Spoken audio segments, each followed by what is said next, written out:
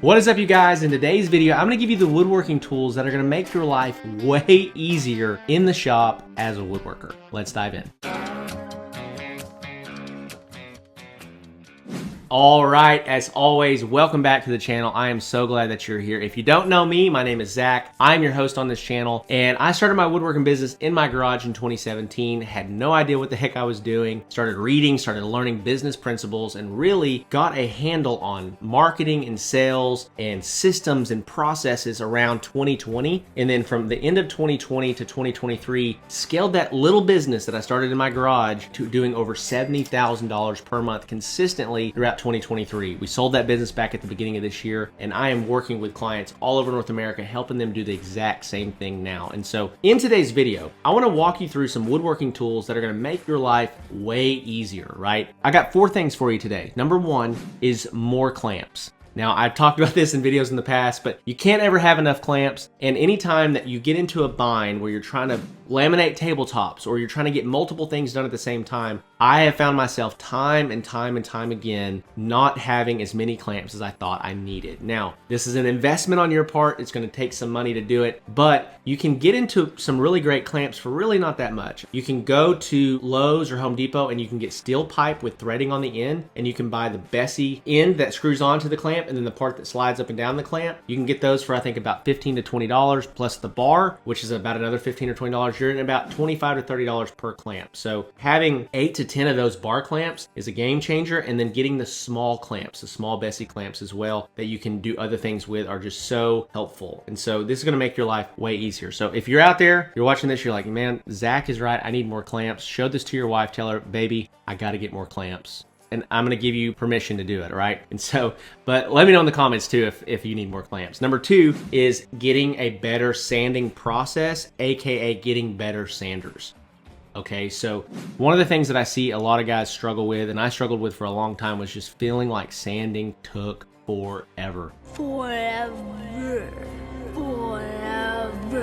Sanding takes a long time. There's not a very good way to shortcut sanding except improving the quality of the tools that you're using. So when I first started, all I had was a random orbital, and I would run 2 at a time. So I got to where I was thinking, okay, well, I'll just run 2 at a time and that'll be faster. And it was way faster. So if you have one and you can only afford to maybe get another $50, $60, $70 sander, go get another one and run them at the same time. It's going to double your speed, right? It's going to double your efficiency, double your speed. But the best thing I can recommend out of the gate for somebody that's new, that you know that you're going to be doing this a lot, is investing in a gear-driven sander. There's a couple different sanders on the market that are great sanders that are gear-driven. The Festool Rotex 150, but it's an expensive sander. It's like $600 or $700, which is a lot of money for a sander in my opinion. Or Bosch's version of that same 6-inch sander, which is around a $300 to $350 sander. But that is going to allow you to remove rough material fast. Okay, so what I do is I do just 80 grit and 120 grit sanding. That's all I do. I start with 80 grit and I go over the whole workpiece, and then I will scribe it. I'll take a pencil, lay it on its side and scribe it, make sure I cover the whole workpiece again, and I'll go to 120 grit on that gear-driven sander, make sure that I don't leave any scribe marks left, and then I'll go to 120 grit on the orbital sander, right? And that's going to be more of a fine finish sander. Your big sanders aren't very good at fine finish, so I always finish with a random orbital, but those are good at getting your workpiece flat, making sure that you've taken all the rough stuff off, getting through the grits faster, and it's going to ultimately speed you up in a major way, and it's going to be way more enjoyable from a sanding standpoint. Okay, number 3 is a faster drying finish.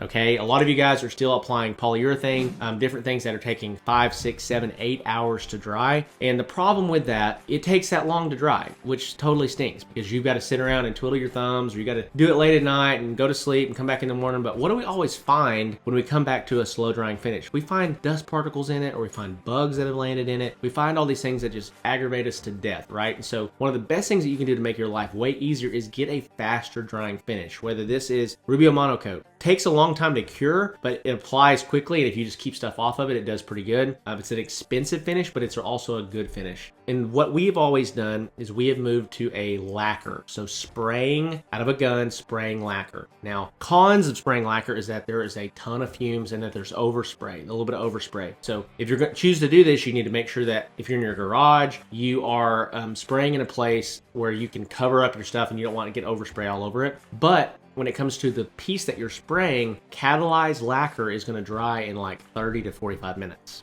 Okay, so you can put a coat on, wait 30 minutes, come back and pad that down, sand that down, put another coat on. And usually after 2 good coats, you can honestly probably be done with catalyzed lacquer. You can put a third on just to be extra cautious. Now, the more coats you put on, the shinier that finish is gonna be, okay? So keep that in mind. If you wanna keep a matte finish, you wanna get a matte finish product, and you really only wanna put 2 coats on it to keep that sheen down. So you want a faster drying finish. It's gonna dramatically change your life. And then number 4, last one here is jigs. What do I mean when I say jigs? Jigs are the things that you build that help you batch production inside of your workspace. So if you know that you're building a certain kind of table over and over and over again, and there's just parts of the process that feel a little clunky, that slow you down, build a jig so that it's easier for you to build that table. A prime example for me is we did a table design that had just 4 legs that had turned legs, and then we would connect those legs with runners, right? With a table skirt, and then put bracing on the inside, bracing in the middle, and then put a top on the table. And what we found was like it just always felt clunky trying to attach the table skirt to the leg. So we actually built a jig that we could push the leg down in. We lay it on its side, push the leg down in, and then it had a long support that we could lay our runner on, and it would butt up against it, and we could run our pocket screws or our domino in and make it way easier to assemble this stuff. And so just keep in mind that if you find yourself doing something again and again and again and again, there's probably a jig that you can make that will allow you to throw your stuff in there and put your screws and your glue, your nails, whatever it is, and get through the process way, way, way faster. So